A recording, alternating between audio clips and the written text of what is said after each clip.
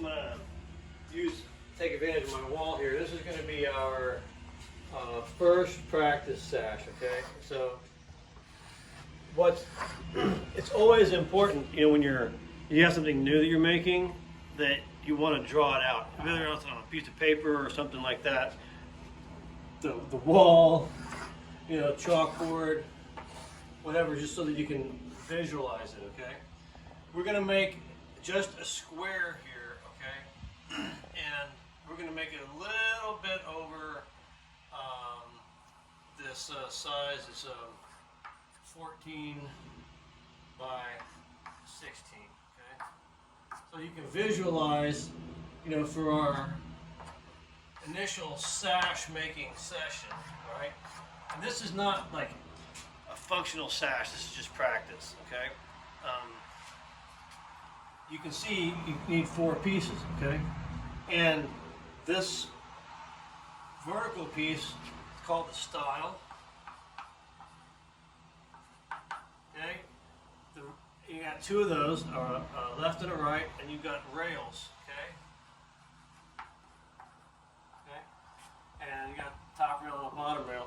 And basically this is going to fall into the category of like a casement sash. It's going to be a flat panel. And we're not going to put any kind of a decorative profile on it. We're not going to put a glazing rabbet on it. We're just going to make a simple frame that's got a mortise and tenon joint, okay? And it's going to be a little bit oversized over this because later on, you know, we can put the profile on it, all right? I don't know, maybe you can do that today, all right? But we're going to start with just the basic mortise and tenon because you got to get that right, okay? The stiles will take a tenon or a mortise in there in this little hole right there, you know, and the rails have a tenon on them. So the stile will look, if I put it on edge, it's going to look something like this, okay? And the rail is going to look something like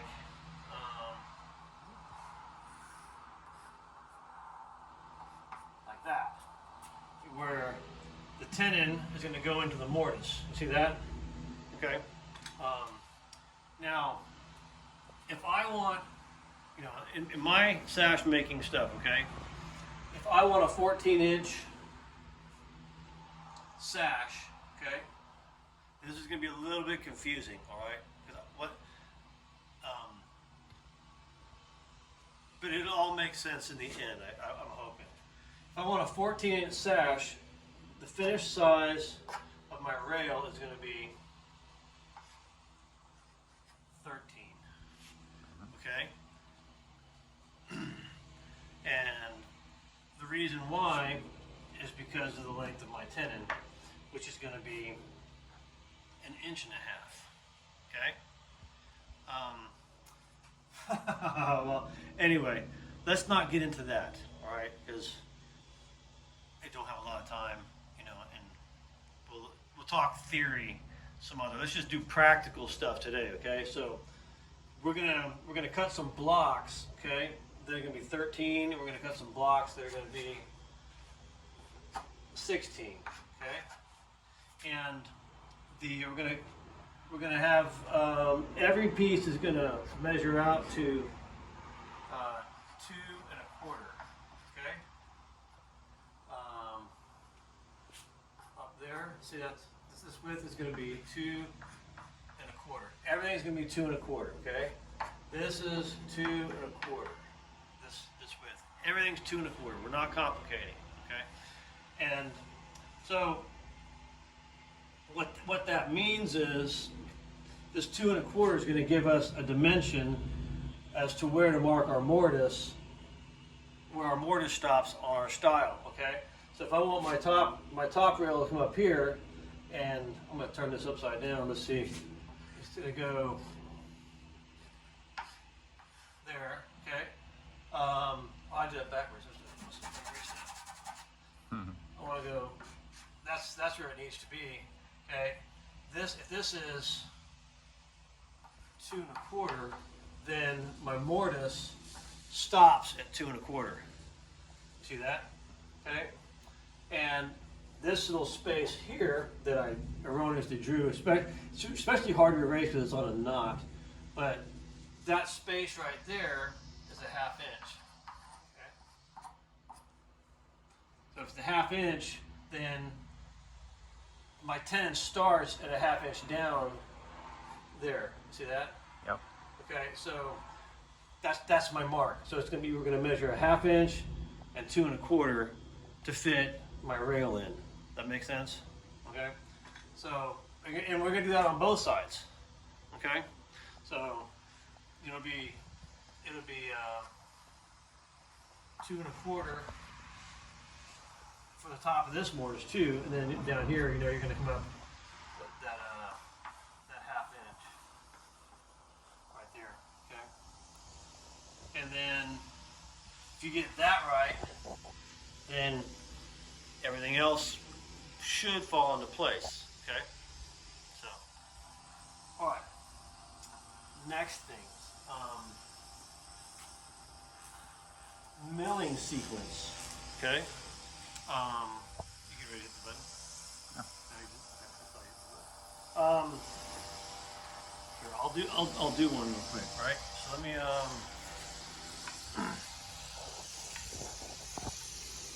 find a board here. Okay. I'll put my chalk away.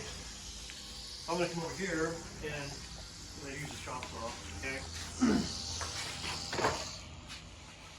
Forgive my rudimentary setup here, but you know, we are just getting set up here in San Antonio. So. Now, for my blanks, okay. Remember, if I'm gonna cut my style out, I got 2 pieces that'll work for my style. Because my style is 2 1/4. Okay. I measure both ways. 2 1/4. I've got a space in the middle, so I got plenty to get 2 styles out. Okay, so, but I don't want to start with my 16. I want to add some material for waste because I need for my 16 to be somewhere in here. So I'm going to add about 4 inches to that, and I'm going to cut it at 20. Okay, because I might have some kind of error on the end that I want to eliminate.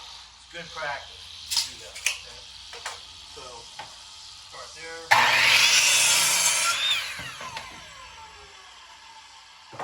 That. And now for my 13, same thing, I'm gonna add 4 inches to that. I mean, really, I don't have to really cut that off, but just to demonstrate.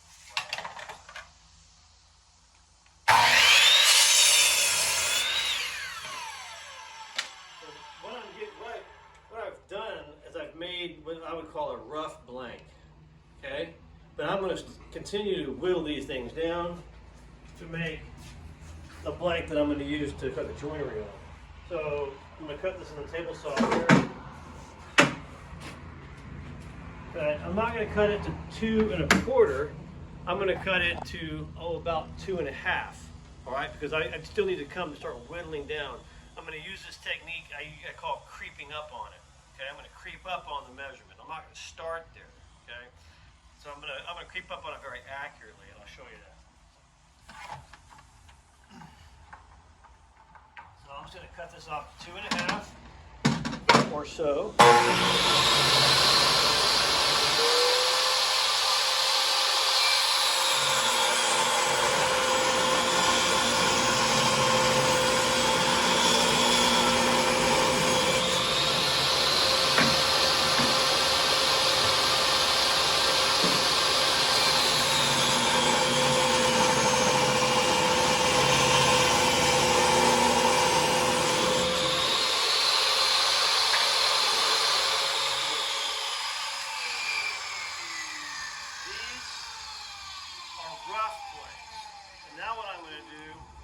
I'm going to index them. And what I mean by that is I'm going to run through the joiner and create a 90-degree corner here. This is going to be flat, and this is going to be flat also, but it's going to be 90 degrees to that. I'll do that on this joiner here. Okay. Flat first.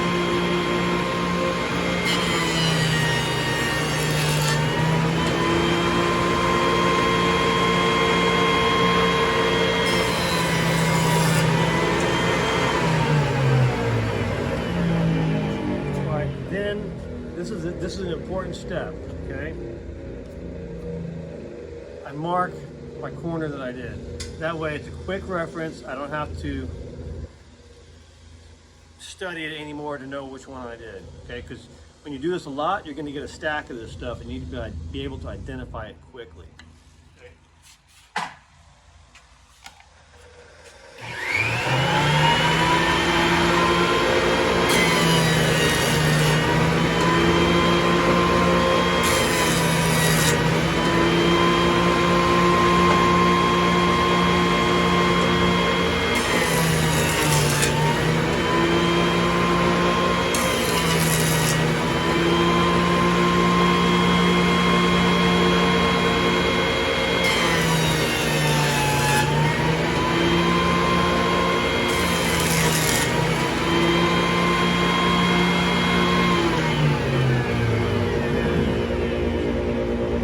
Next, we're going to plane it to thickness.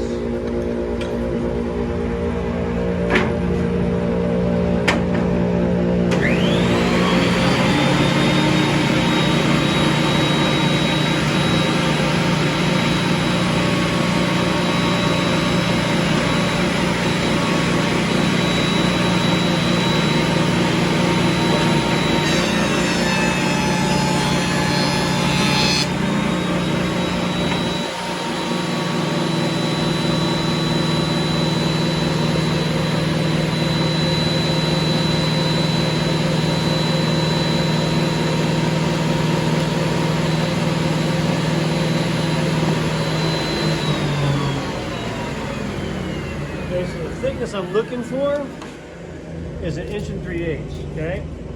Starting from my first whole number, as we have 4, look, I'm almost at 1.5 inches. I don't know if you can see that or not, okay? So that means I've got a couple more passes. The thing about this planer is that one turn on this guy equals a 16th. So if I'm 1.5 inches, I know I've got 2 more passes to go. There's a secret, all right? Correct position to end in is with this knob to the inside of the machine. Hint, hint. Okay? Not over here, not over there, not anywhere else but there. Okay?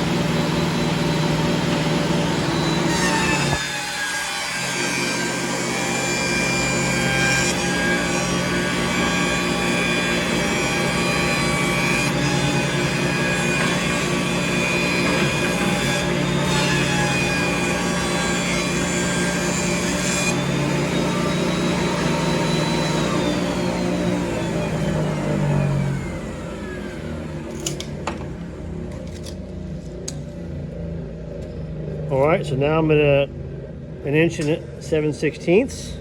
One more pass, and I should be at the correct thickness, which is 1 3/8. Okay.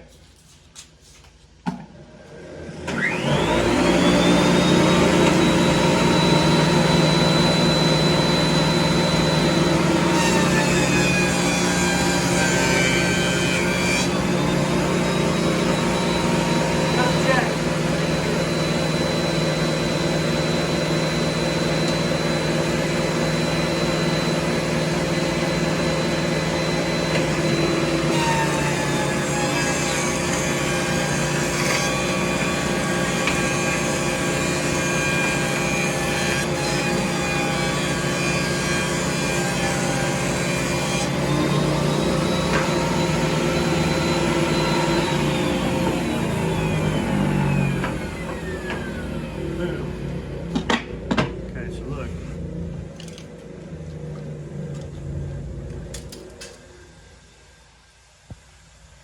1 3/8, right on the money. Okay. Now that I've done this, got the proper thickness, I'm going to now cut it off to the 2 1/4.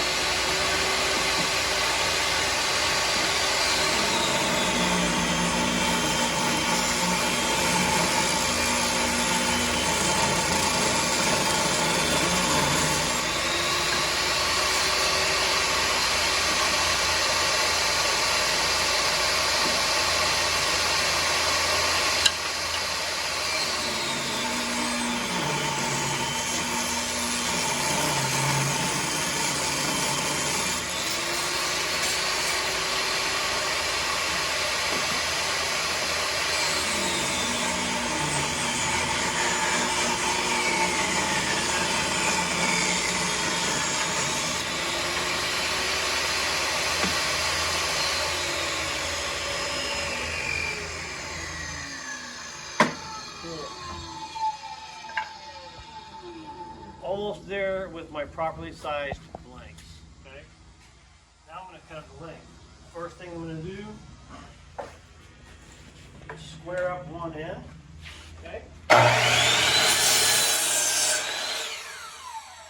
Notice how I cut both at the same time. Okay. And then I'm going to measure them both at the same time. What's my measurement? 16? Yep. Okay. Now, if I'm smart, here's what I'll do. I'll measure my mortise already. 1/2 inch up, 2 1/4. 16. Back 1/2 inch, and then up 1 2 1/4. See how I did that? All right. It's making use of one thing of measure. You just have to be thinking about it. And then, other thing I'll do too is look. I'll put that mark there. Those are more identifying marks. Okay. They turn into arrows. See that? That in the end will then face each other in the same direction. Okay. That's a choice that I'm making that'll apply later on. It's not so important today, but it will later.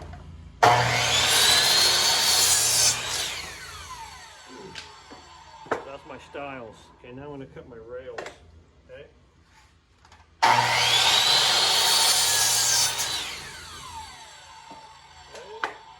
These don't have any special marks on them other than the length. Okay. Maybe 13. 13. What I call them? Yeah, 13.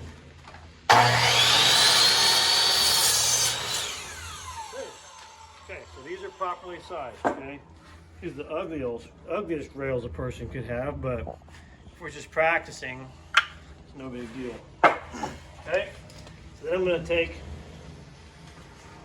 these guys over to the mortiser, and then this guy. This is the mortiser, and this is the tenoner, okay? And I'm going to put these guys in, and if this thing is set in the right spot, it should be ready to go, okay? Now when you're mortising, you want to mortise the outsides of your holes first, okay? Because if you don't, then your mortising chisel will tend to walk into the hole you just made, okay? If you do the ends first, then the wood that surrounds the initial hole will keep that bit going straight down. So it's a very important little tip. You need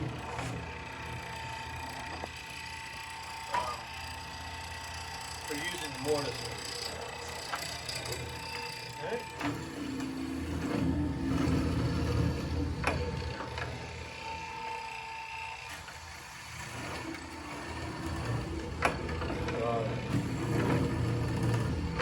Now, this machine will clog, okay? Because this motor is just not really strong, okay? Which means you have to keep the bit at a kind of deliberately slow pace. If you do clog the bit up with chips, quickly turn it off, all right? Then manually turn this with your fingers, okay?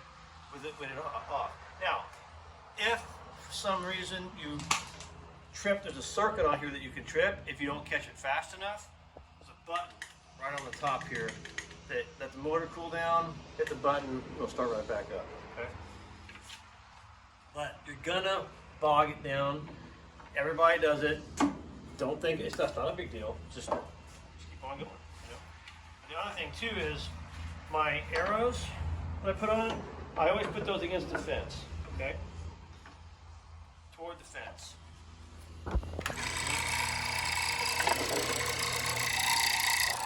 Remember, that's my orienting arrows. That arrow told me how to orient this piece of wood into the machine. Okay?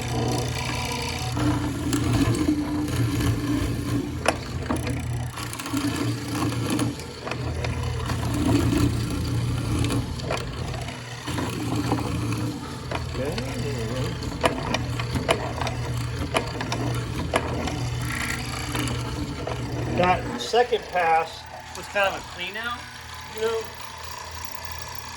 there's any like fuzzies left on the inside, I just got it, because it's my second pass through. Yeah.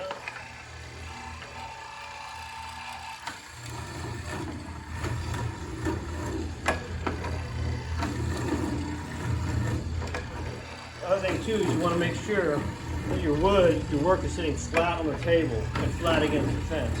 Otherwise, your hole will not be indexed properly. All right? Boom. That's done. Okay. Ta-da. Now we go over here. Now look, I know it's dark, okay? It's cloudy out today, but this thing is set up pretty good, okay? I'm gonna put my knots at the bottom on the outside.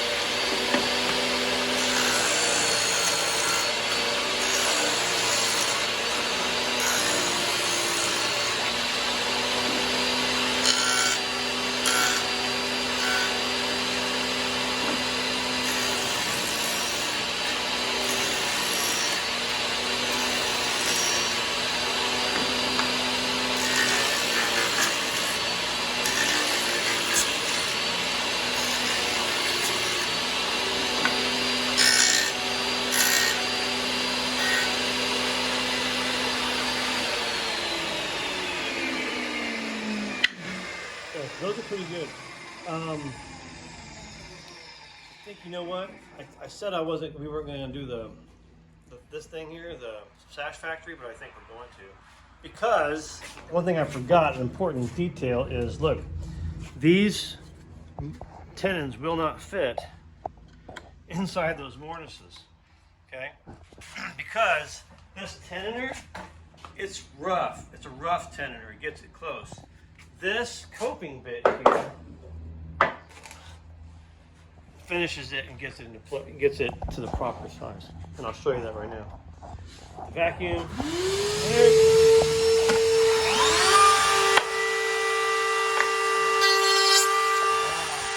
what happens? See how it smooths that out?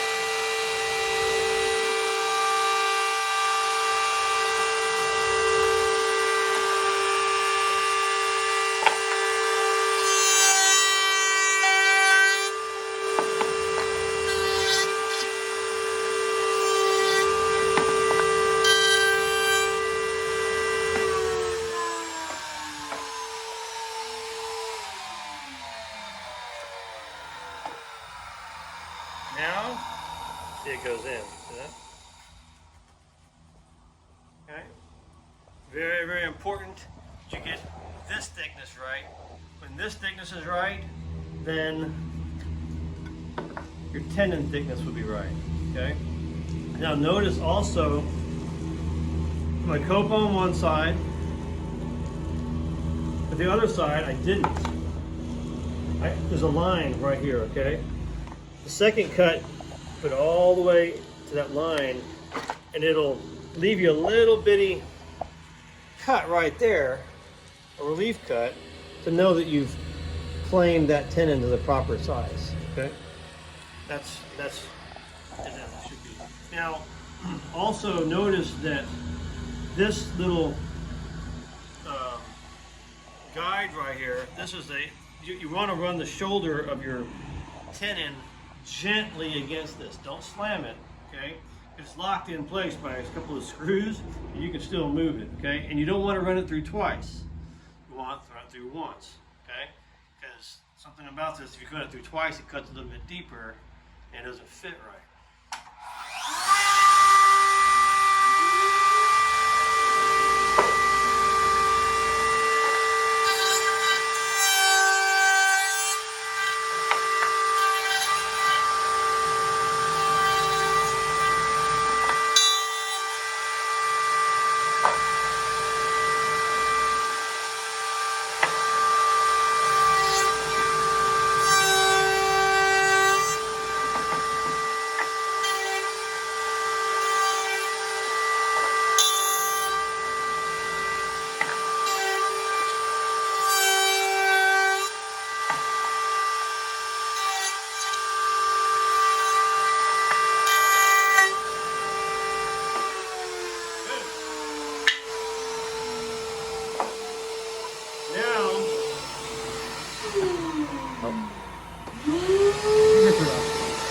I have to clean this too. Now, here's where the orienting arrows really come into play, okay? What that's going to do is that's going to tell you how to put this through this profiler, okay? My arrow tells me that's what I picked for my profile, okay? So that's going to go down and into the cutter.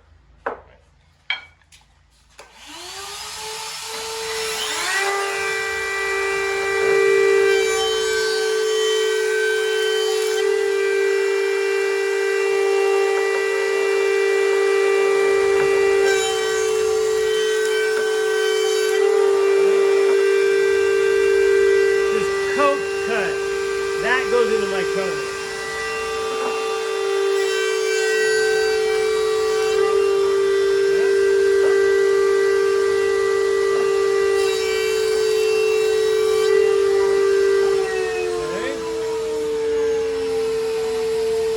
After my coat, all that's left is a rabbit, and that's on this side.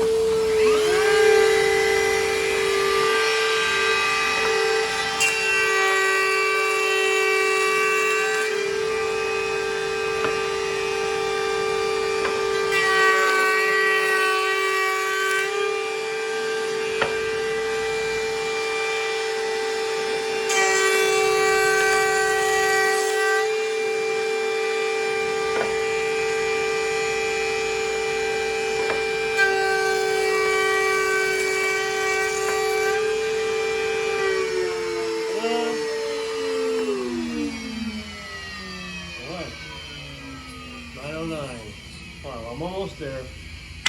Okay, and the last thing you're gonna have to do, you have to find a table like this. Is probably okay. It's a little shaky, Jake, but that's okay.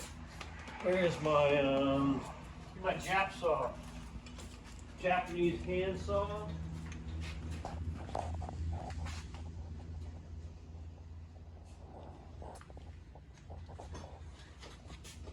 All right, so look.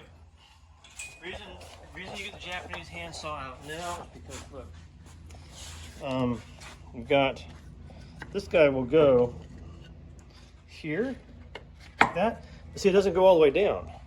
Okay, it's because this little piece holding it. So I just cut that off, boom, with my Japanese hand saw, really fast.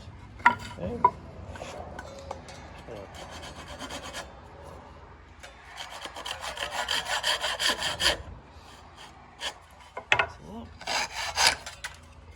Okay.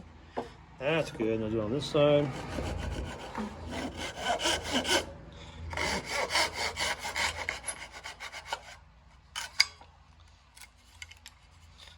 Just other opposite side the same way. There are other ways to do this.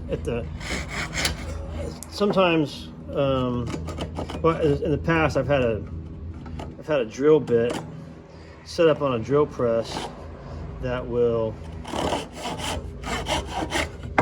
cut a hole right there that would bypass that, and it serves the same purpose, but you know, it's been a while since I set that up. So, all right, so then, boom.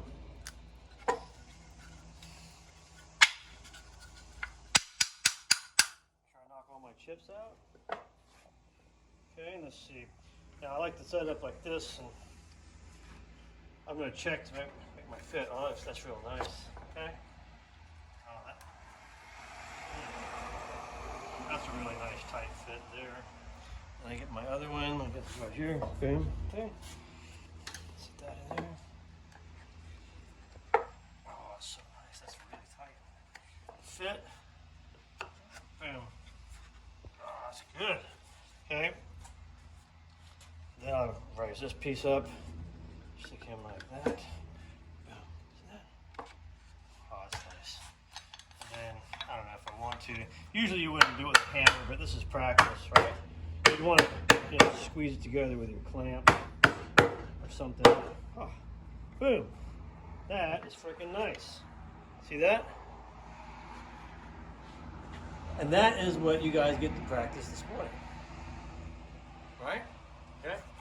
Now remember, this is just practice, okay? You're not trying to prove anything, you're trying to figure out the machines, how they all work together, because you haven't done a lot of this, and you know, you just have to start to figure out what I just did. You know what I'm saying? It's not so obvious because I'm doing these things. You know, you gotta like just go through the motions and, you know, practice. So, it's like a good plan.